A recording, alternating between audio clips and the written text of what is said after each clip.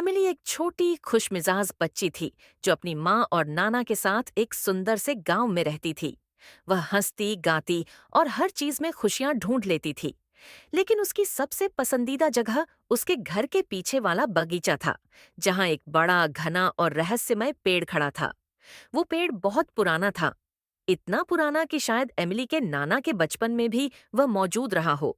उसकी शाखाएं आकाश की ओर फैली हुई थीं और जब हवा चलती तो उसके पत्ते ऐसे सरसराते जैसे कुछ कहना चाहते हो। एमिली हर दोपहर स्कूल से लौटकर सीधा उस पेड़ के नीचे चली जाती। कभी खिलौने लाकर खेलती, कभी किताबें पढ़ती और कभी बस चुपचाप आकाश को निहारती। पेड़ कुछ नहीं कहता, लेकिन एमिली को लगता था कि वह सब कुछ सुन रहा है। एक दिन जब आकाश में हल्के बादल छाए थे और ठंडी हवा बह रही थी, एमिली ने पेड़ से कहा, काश तुम बोल सकते तो मैं तुम्हें अपनी सारी बातें बताती। अचानक पेड़ की एक शाखा धीरे से झुकी और एक कोमल सी आवाज में बोली, मैं तुम्हारी सारी बातें सुनता हूँ एमिली। एमिली चौंक गई। क्या तुम सच में बोल सकते हो? पेड़ की आवाज में प्यार और कोमलता थी। वह बोला, हाँ, लेकिन केवल उन बच्चों से जो दिल से प्रकृति को महसूस करते हैं। तुम उनमें से एक हो एमिली। एमिली ने खुशी से ताली बजाई और फिर पूछा, क्या तुम नाराज होते हो जब लोग पेड़ काटते हैं? पेड़ की आवाज थोड़ी उदास हो गई।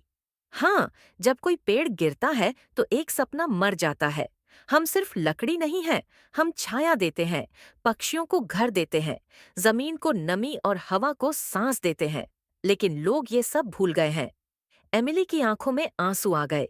उसने कहा, मैं वादा करती हूँ, मैं सबको बताऊंगी कि पेड़ कितने जरूरी हैं। अगले दिन वह स्कूल गई और अपने दोस्तों को पेड़ की बात बताई। सब बच्चों ने मिलकर एक ग्रीन ग्रुप बनाया, जो हर हफ्ते एक पेड़ लगाते और गांव में पर्यावरण का संदेश फैलाते। कुछ ही महीनों में गांव चारों ओर से हरियाली से भर गया। पक्षी लौट आए, हवा फिर से ताजा हो गई और लोगों के चेहरों पर मुस्कान लौट आई। एमिली रोज फिर अपने मौन पेड़ के पास बैठती। अब वह पेड़ हर बार अपनी सरसराहट में उससे बातें करता। एक दिन पेड़ ने कहा, धन्यवाद एमिली, तुमने मेरे मौन साए को आवाज दी।